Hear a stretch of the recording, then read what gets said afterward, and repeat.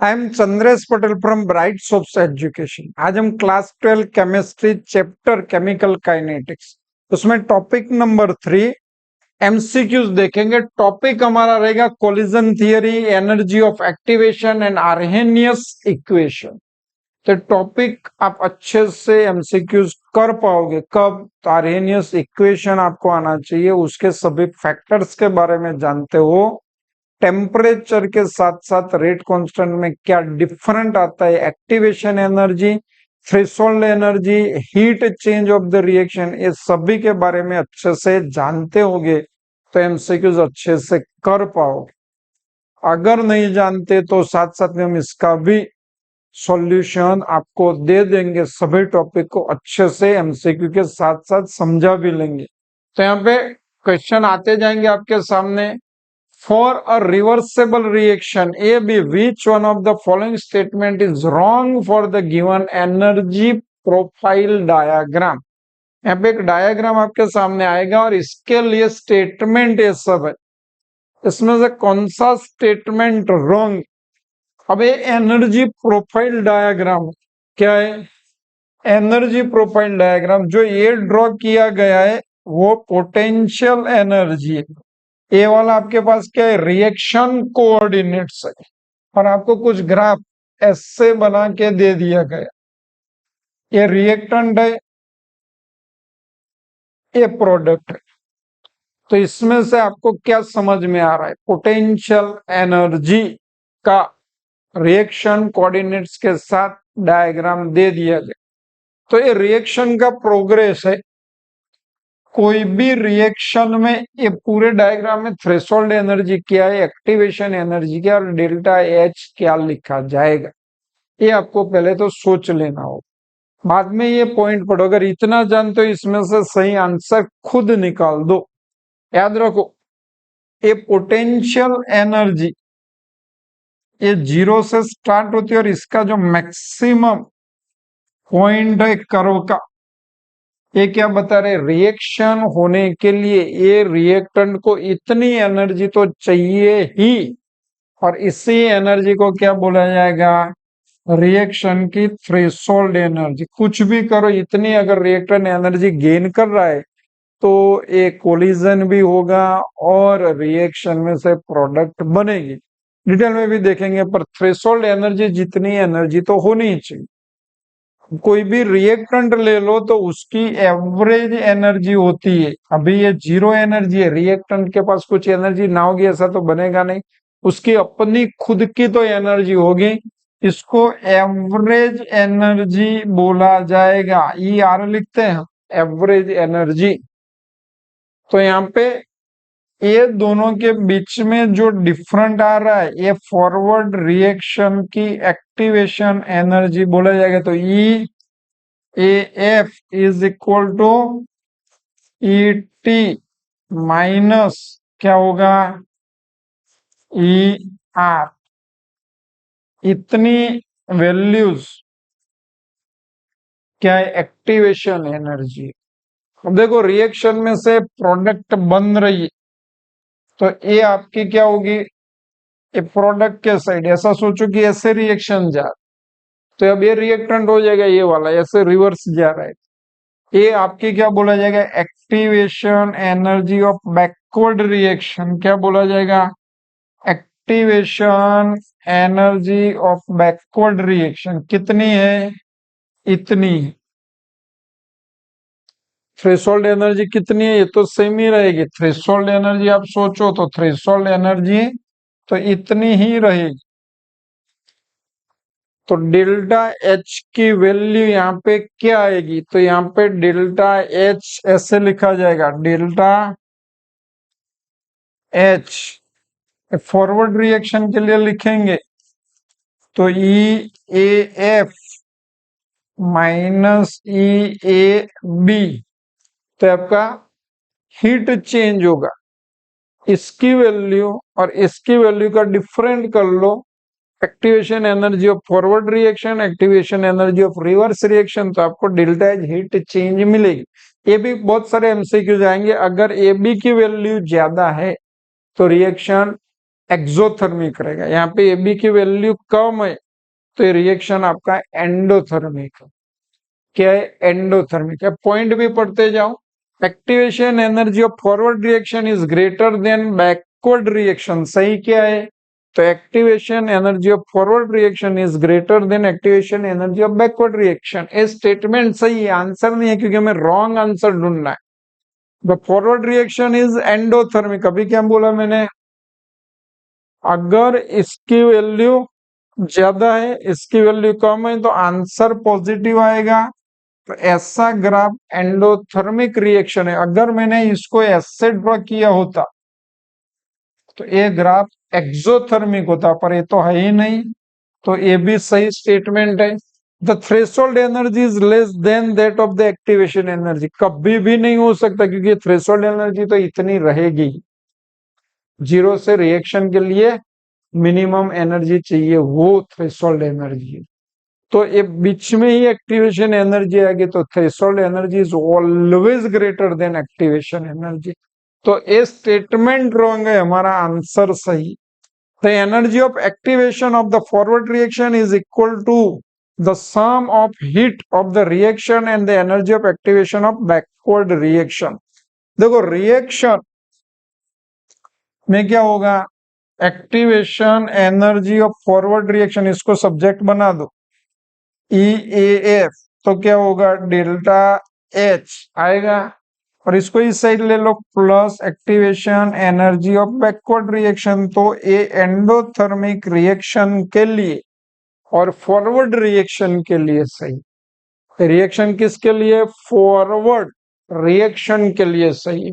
The energy of activation of forward reaction is equal to the sum of heat of the reaction delta H and the energy of activation of the backward reaction। तो ये statement से ये बहुत सारे question के answer आपको इससे में ही मिल जाएंगे, अगर सही से ग्राफ को समझे हो। तो फिर से समझ लो ग्राफ को।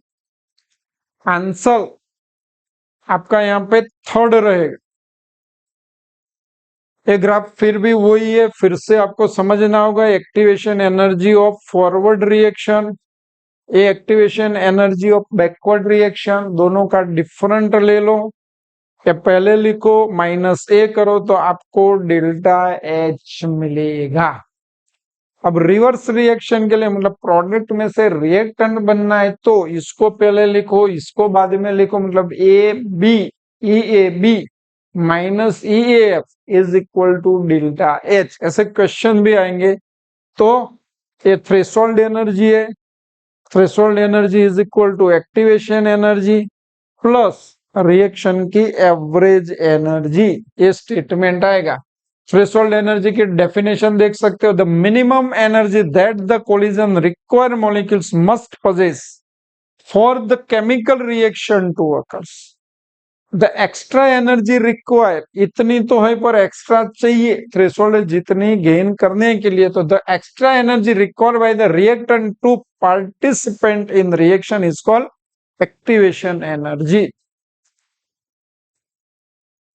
तो यहाँ पे आपको डेल्टा H मिल जाएगा। EAF माइनस EAB किसके लिए? फॉरवर्ड रिएक्शन के लिए। याद रखना, रिवर्स रिएक्शन के लिए पहले लिखा जाएगा, ये बाद में लिखा जाएगा। अगर रिएक्शन EAB ज्यादा होगा तो एक्सोथर्मिक है, EAB की वैल्यू कम होगी तो एंडोथर्मिक है, कम होगी तो अब भी ग्राफ ऐसे आएगा। कैसे आएगा? यहाँ से ऐसे आ जाएगा, यहाँ पे पूरा हो जाएगा, इससे कम रहेगा। तो क्वेश्चन इसके बाद का, पर इसके पहले टेम्परेचर के इफेक्ट भी हम समझ लेंगे। केमिकल रिएक्शन के रेट पे टेम्परेचर के इफेक्ट डालता है। देखो यहाँ पे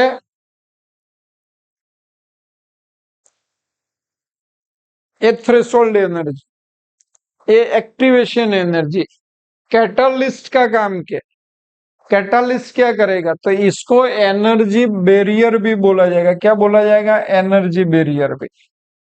कैटालिस्ट इस एनर्जी बैरियर को क्या कर सकता है? नीचे ला सकता है। और catalyst activation energy of reaction को डिक्रीज करेगा। कैटालिस्ट रिएक्शन में पार्ट नहीं लेगा, पर ऐसा पथ रिएक्शन को सिलेक्ट करके दे देगा जो एक्टिवेशन एनर्जी को डिक्रीज करेगा, पर टेम्परेचर कभी भी एक्टिवेशन एनर्जी को डिक्रीज नहीं करता। कोलिजन थियरी क्या बोलती है? कोई भी रिएक्शन होने के लिए कोलिजन होना ही चाहिए। टेम्परेचर रिएक्शन का बढ़ेगा तो मॉलिक्यूल्स है तो रिएक्टेंट की स्पीड बढ़ेगी, नंबर ऑफ कोलिजन बढ़ेगा, और नंबर ऑफ कोलिजन बढ़ने से क्या होगा? तो टेम्परेचर बढ़ने से रिएक्टेंट के मॉलिक्यूल्स एनर्जेटिक होंगे, उसको बहुत सारी एनर्जी मिल जाएगी, और ऐसे मॉलिक्यूल्स ये एनर्जी बैरियर को ओवरकम एनर्जी मिलने की वजह से इजीली कर पाएंगे, और इसी की वजह से ही रेट ऑफ रिएक्शन बढ़ता है।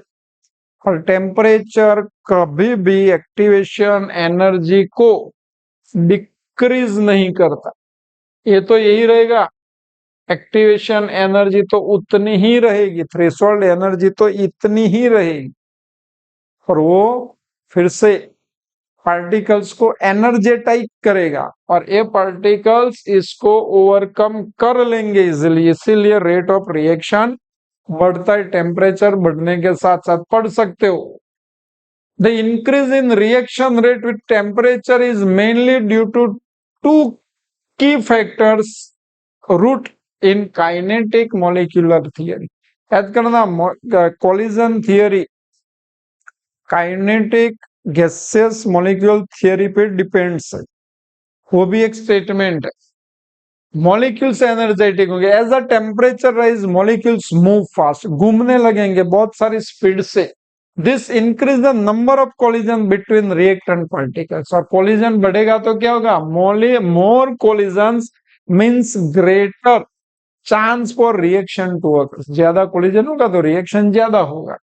Higher activation energy overcomes, temperature क्या करेगा? तो reaction only happens if molecules collide with enough energy, energy नहीं होगी तो रिएक्टेंट में से प्रोडक्ट बनेगी ही नहीं, पर टेम्परेचर से एनर्जी बढ़ जाती।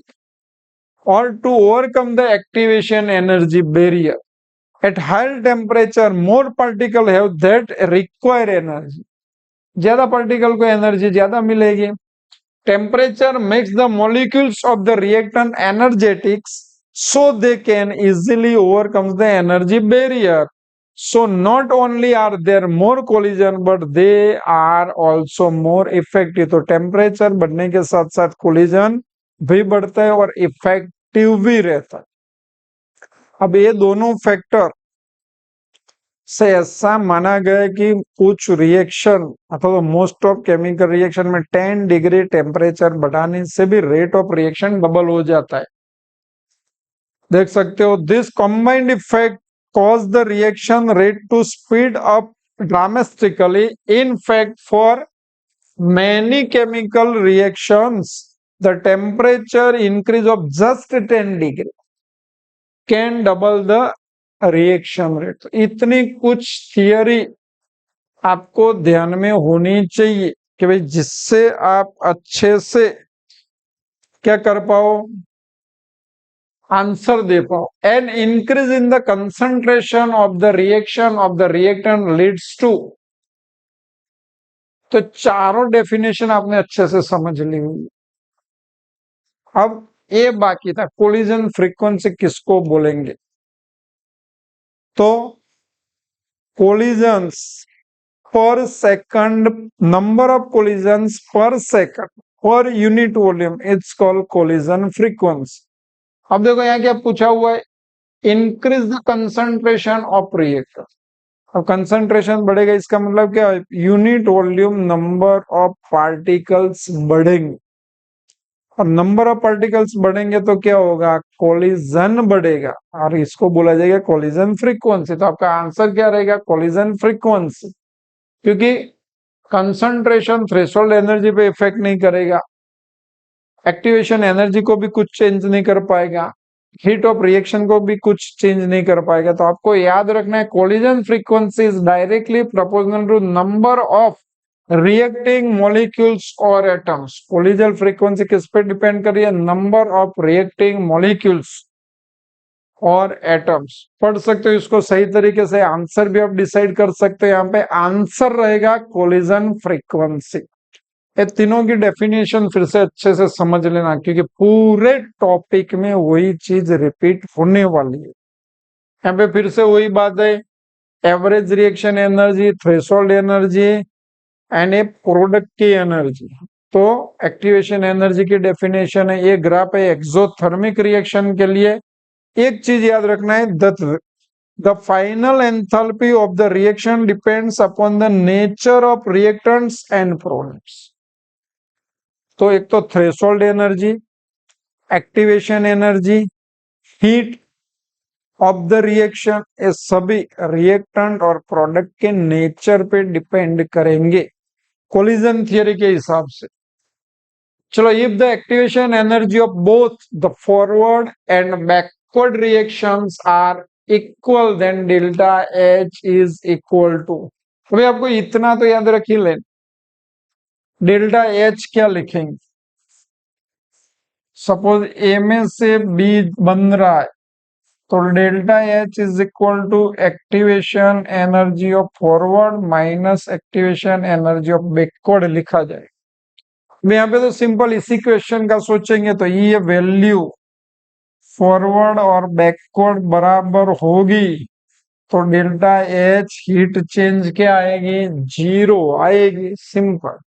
तो देखो एक्सोथर्मिक रिएक्शन कब होता है, तो इसकी वैल्यू ज्यादा होगी, तो डेल्टा एच क्या आएगा, नेगेटिव आएगा, और ये रिएक्शन एक्सोथर्मिक रहेगी। इसकी वैल्यू ज्यादा रहेगी तो डेल्टा एच पॉजिटिव आएगा, रिएक्शन एंडोथर्मिक रहेगा।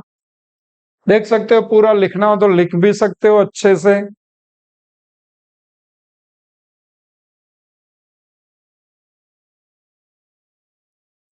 Which one of the following is true for the exothermic reaction A gives B if E, F and EB are the activation energy of forward and backward reaction respectively? अभी हमने discuss कर लिया, exothermic reaction है delta H is equal to E forward minus A backward. तो backward reaction की activation energy ज्यादा होगी तो रिएक्शन एक्सोथर्मिक रहेगा, बैकवर्ड रिएक्शन की कम होगी तो एंडोथर्मिक रहेगा। तो यहाँ पे आंसर 4 रहेगा। The rate constant is given by the equation K is equal to A into E raise to minus E R T. Which factor should register a decrease for the reaction to proceed more rapidly. हमें reaction fast करवाना है तो Arrhenius के equation के हिसाब से किसको कम करना चाहिए, डिक्रीज किसको कम करना चाहिए। तो अभी हमने देखा एक्टिवेशन एनर्जी को कम करेंगे तो रेट ऑफ रिएक्शन फास्ट हो, टेम्परेचर को बढ़ाएंगे तो रेट ऑफ रिएक्शन फास्ट होगा। तो यहाँ पे आंसर आपका आएगा 4 ई ए। पढ़ सकते हो, if activation energy is less than rate of reaction is more, so the rate constant के आल्सो मोर। चलो, N Arrhenius plot intercept is equal to, तो यहाँ पे दो तरह से लिखा जाएगा। आपको ऐसे थियरी में पढ़ चुके हो अच्छे से, फिर भी आर्हेनियस इक्वेशन लिखा जाए तो K is equal to A into E raise to minus E upon R T.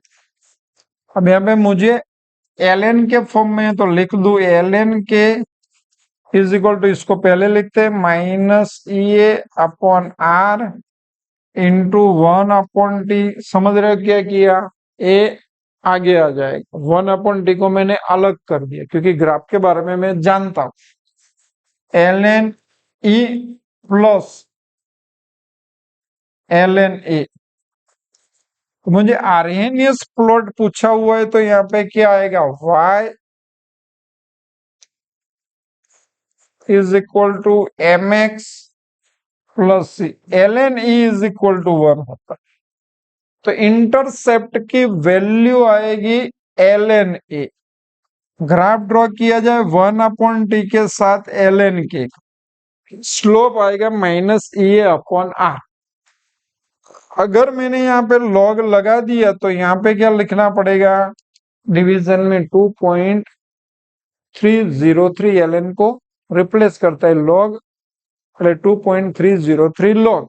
तो ln के फॉर्म में मैंने आपको दे रखा हुआ है, लॉग के फॉर्म में अभी आपके सामने आएगा, तो आंसर इंटरसेप्ट ये आएगा, स्लोप की वैल्यू ये आएगी, क्या आएगा, स्लोप की वैल्यू -EA/r आएगी। तो ये दोनों आंसर है आपके सामने, अच्छे से पढ़ सकते हो। चलो देख सकते हो, वे लॉग के फॉर्म में तो भी उसका कंपैरिजन करो, तो स्लोप लॉग लिखा है तो ये लिखना है, और इंटरसेप्ट लॉग ये आएगा इस टाइम पे। अगर ये 2.303 निकाल दो तो ln ए आएगा, सिंपल इतना ही करेक्शन है। Collision theory is applicable to, तो ये एनसीईआरटी टेक्स्ट बुक में स्टेटमेंट टू स्टेटमेंट दिया गया है, वो मैं आपके सामने ला रहा हूँ। एनसीईआरटी का पेज ही, कुछ पॉइंट्स आपको याद रखने होंगे। और बाय मॉलिक्यूलर रिएक्शंस के लिए कोलिजन थियरी एप्लीकेबल है, कुछ पॉइंट आपको साथ साथ में याद रखने पड़ेंगे। आंसर बाय मॉलिक्यूल्स है, यहाँ पे कोलिजन थियरी किसने दे रखी है वो याद कर लो, नाम पढ़ लो सही तरीके से। अब दूसरा, कोलिजन थियरी में जो रिएक्टेंट पार्टिकल्स है उसको स्फीयर, हार्ड स्फीयर के फॉर्म में कंसीडर किया हुआ है, वो भी आपको याद रखना पड़ेगा। Collision theory based on kinetic gaseous theory, किसका है, kinetic gas theory of gases पे। और ये थियरी क्या है, तो नंबर ऑफ इसको कोलिजन फ्रीक्वेंसी। और दूसरा बात है बाय मॉलिक्यूलर एलिमेंट्री रिएक्शन के लिए ही, किसके लिए, बाय मॉलिक्यूलर एलिमेंट्री रिएक्शन के लिए। इस थियरी से आपको क्या मालूम पड़ेगा, तो मॉलिक्यूल्स की एनर्जेटिक एंड मैकेनिस्टिक एस्पेक्ट के बारे में मालूम पड़ेगा। तो ये कुछ एनसीईआरटी की पॉइंट टू पॉइंट ऐसे क्वेश्चन पूछे जाते हैं, तो आपको ये सही से आना चाहिए। The energy of activation of the reaction is depends on, activation energy reaction के किस पे डिपेंड कर रही है, तो अभी हमने बात कर ली थी, वो भी एनसीईआरटी का स्टेटमेंट टू स्टेटमेंट है। Threshold energy, activation energy and heat of the reaction, ये तीनों रिएक्टेंट एंड प्रोडक्ट के नेचर पे डिपेंड कर रहा है। देख सकते हो answer, activation energy depends on the nature of reactant but not on the concentration, temperature and pressure। जैसे कि ये पूरा एक्टिवेशन एनर्जी पर, यहाँ पे ये लाइन आपको इंपॉर्टेंट है,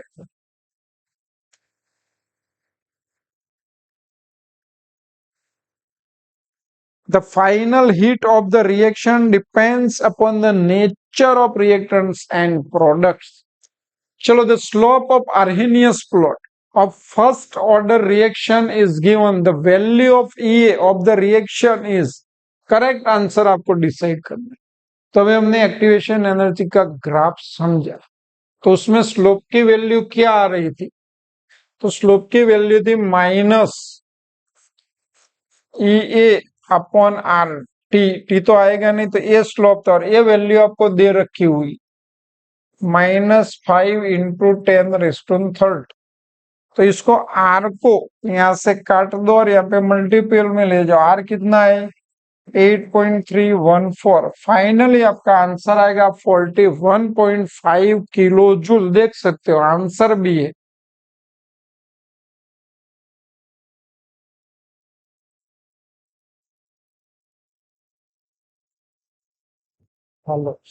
चलो नेक्स्ट यहाँ पे पढ़ सकते हो सही तरीके से क्वेश्चन, क्या पूछा गया, तो the rate constant K1 of one reaction is found to be double, K1 की वैल्यू डबल है that of the rate constant of the K2, K2 की रेट कांस्टेंट की वैल्यू से अनअदर रिएक्शन, दूसरे रिएक्शन से, then the relationship between the corresponding activation energy of इसकी activation energy को E1 बोला जाता है, इसकी एक्टिवेशन एनर्जी को E2 बोला जाता है। तो इसके बीच में रिलेशन क्या है? एक बात ध्यान रखो, रेट ऑफ रिएक्शन या तो rate constant is inversely proportional to activation energy. तो इसमें जिसकी वैल्यू ज्यादा है उसकी एक्टिवेशन एनर्जी कम है। तो हमें डिसाइड ये करना पड़ेगा कि भाई K1 सपोज K2 का रेट कांस्टेंट की वैल्यू x है, तो ये इससे क्या 2 टाइम्स लार्जर है, तो 2x होगा। तो नेचुरल ये दोनों में से बड़ा कौन है? तो K1 is greater than K2। इसका मीनिंग क्या हुआ कि भाई E1 is smaller than E2। तो आपका आंसर आएगा E1 is smaller than E2। तो यहाँ पे देख सकते हो, उसको फिर से ऐसे आंसर लाया जाएगा। चलो नेक्स्ट यहाँ पे पढ़ा जाएगा क्वेश्चन। यहाँ पे आपको कुछ डेफिनेशन याद रख लेनी होगी। वो डेफिनेशन ये, the excess of the energy required for the reactant molecules to undergo a reaction is. देखो अभी हमने ग्राफ देखा था, रिएक्टेंट के पास कुछ एनर्जी होती है, उसको एवरेज एनर्जी बोला जाएगा, पोटेंशियल एनर्जी। और इसको कुछ एनर्जी होगी ज्यादा, एक्सेस एनर्जी, तो ही ये प्रोडक्ट में कन्वर्ट होगा। और जो वो एक्सेस एनर्जी है उसी को ही बोला जाएगा activation energy.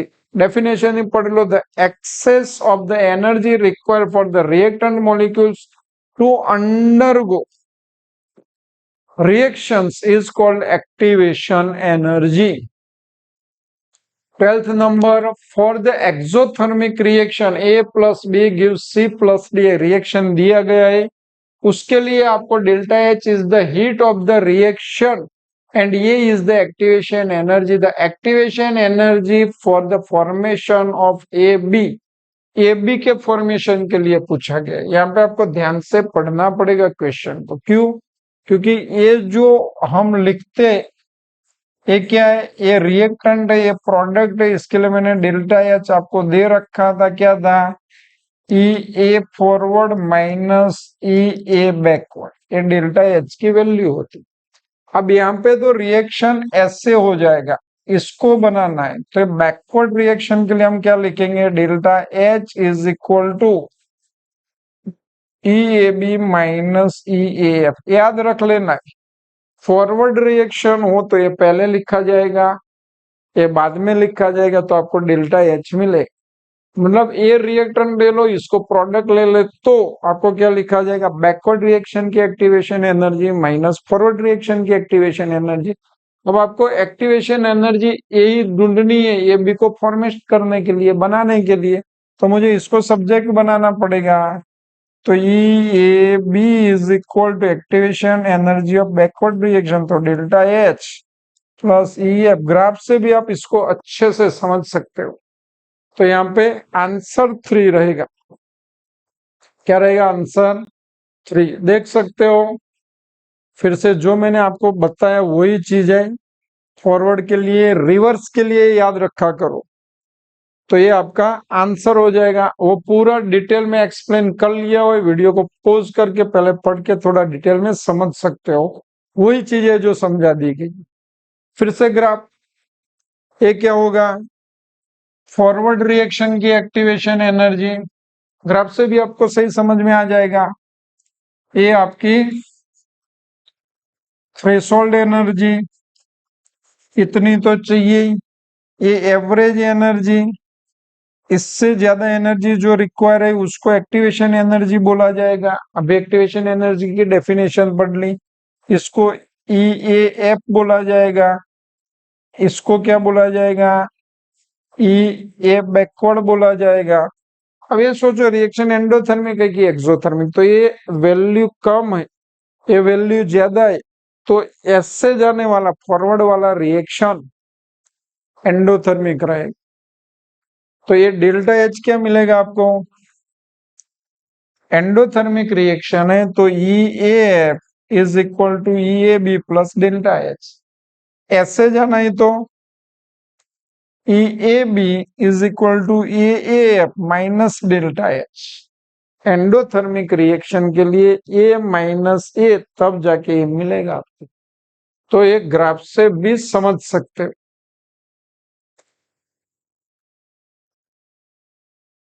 Which one of the following plot is correct for the first order reaction. Graph को अच्छे से समझे, क्योंकि प्लॉट ग्राफ वाला कोई ना कोई क्वेश्चन आपका कोई ना कोई एग्जाम में मिल जाएगा। अब यहाँ पे फर्स्ट ऑर्डर रिएक्शन है, फर्स्ट ऑर्डर रिएक्शन का फॉर्मूला आप याद कर लो और फिर उसके ग्राफ को बनाना है। ये अगर टाइम अगेंस्ट कंसंट्रेशन होता, लॉग नहीं होता, तो जीरो ऑर्डर रिएक्शन का ग्राफ है। ए T1/2 हाफ लाइफ पीरियड का ग्राफ होता है, तो फर्स्ट ऑर्डर का ग्राफ है। पर यहाँ पे लॉग A0 मतलब concentration against log of reactant का कंसंट्रेशन अगेंस्ट टाइम का कंसंट्रेशन का ग्राफ है। तो सही आंसर थर्ड आएगा। कैसे, देखते जाओ। इक्वेशन हम जानते हैं, y is equal to M X plus C में उसको कन्वर्ट करो log ए बी।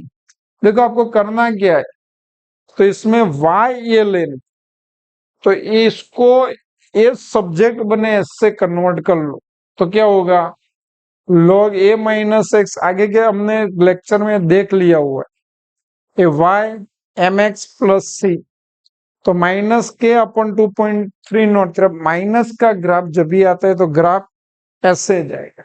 और ए खाली ए माइनस एक्स है, जबकि ये log ए माइनस एक्स है, तो सही आंसर आपका थर्ड है। So the value of energy of activation for radioactive decay is, याद रखना पड़ेगा, रेडियो एक्टिव डिके जैसे यूरेनियम में से अपने आप रेज प्रोड्यूस होते, स्पॉन्टेनियस रिएक्शन है, तो उसकी एक्टिवेशन एनर्जी मतलब वो रिएक्टेंट के पास ही इतनी एनर्जी है, एक्टिवेशन एनर्जी अप्रोक्सीमेटली अथवा तो नियर बाय जीरो रहेगी। और radioactive decay always first order reaction होता है, वो भी याद कर लो, तो आंसर ऑलमोस्ट जीरो रहेगा। पढ़ सकते हो।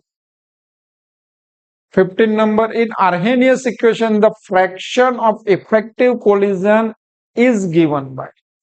तो ये आपको याद रख लेना है, पूरा आर्हेनियस इक्वेशन है। ये क्या है, आर्हेनियस फैक्टर है। ये फ्रैक्शन ऑफ इफेक्टिव कोलिजन है, क्या है, E raise to minus E upon R T. तो ये याद रखना पड़ेगा, आर्हेनियस इक्वेशन के फैक्टर सभी याद रखने पड़ेंगे। जहां पे के स्पेसिफिक रेट कांस्टेंट है, जहां पे कंसंट्रेशन रिएक्टेंट का 1 मोलर लिया जाता है, तब रेट कांस्टेंट मेजर किया जाता है, तो which is specific rate constant. A क्या है, तो आर्हेनियस कांस्टेंट है, जिसको कोलिजन फ्रीक्वेंसी से जाना जाता है। Number of collision per unit volume होता है, माइनस ये वाला नंबर ऑफ एक्टिवेटेड मॉलिक्यूल्स। एक चीज ये भी याद रखनी है, नंबर ऑफ एक्टिवेटेड मॉलिक्यूल्स अथवा तो फ्रैक्शंस ऑफ इफेक्टिव कोलिजन, ये फैक्टर बता रहा है। On increasing the temperature by 10 degree, तो अभी हमने डिस्कस कर लिया था टेम्परेचर के इफेक्ट पे। कोई भी रिएक्शन का टेम्परेचर 10 डिग्री बढ़ाओ तो क्या होगा, number of collision gets double, value of rate constant does not change, energy of activation increase, number of fruitful collision gets double। तो यहाँ पे ए वाला आंसर रहेगा, number of fruitful collisions gets double. इसके बाद the threshold energy of the chemical reaction depends on, ये मैंने आपको बोल दिया था कि भाई 3 यहाँ पे याद रखना, heat of the reaction, threshold energy and activation energy, जो रिएक्टेंट एंड प्रोडक्ट के नेचर पे डिपेंड करते हैं। तो depends on nature of the reacting species.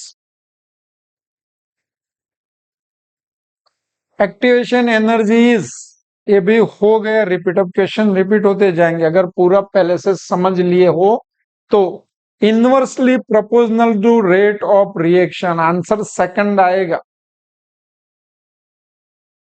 The energy of activation of positive catalysed reaction as compared to that of an uncatalyzed reaction more less। तो आगे भी हमने डिस्कस, देखो पॉजिटिव कैटालाइज और नेगेटिव कैटालाइज दोनों अलग। Positive catalyse rate of reaction को support करता है, इंक्रीज करता है, और एक तब भी होता है कि वो एक्टिवेशन एनर्जी को डिक्रीज करता है। तो यहाँ पे आंसर क्या आएगा ढूंढ लो, सेकंड आंसर रहेगा। For producing the effective collision, the collision molecules must be possess। Effective collision के लिए कोलिजन मॉलिक्यूल्स को क्या चाहिए, certain minimum amount of energy, threshold energy and proper orientation. Energy equal to greater than threshold energy. तो एक तो threshold energy, कोई भी टोटल एनर्जी तो कितनी होनी चाहिए, थ्रेशोल्ड एनर्जी जितनी भी होनी चाहिए, पर इतनी एनर्जी के बाद भी प्रॉपर ओरिएंटेशन नहीं होगा कोलिजन का, तो प्रोडक्ट नहीं बनेगी। तो यहाँ पे प्रॉपर ओरिएंटेशन भी होना चाहिए, तो आंसर आपका रहेगा सेकंड। पढ़ सकते हो, ये एनसीईआरटी का स्टेटमेंट टू स्टेटमेंट है। ओरिएंटेशन ये भी आप पढ़ के उसको याद रख सकते हो सही ढंग से। ये पी को भी याद रखो, कभी कभी इक्वेशन में पूछ लेते what is the P in this equation, collision frequency वाला। तो प्रोबेबिलिटी और क्या है, प्रोबेबिलिटी फैक्टर है, इसको पढ़ के याद रखना है आपको।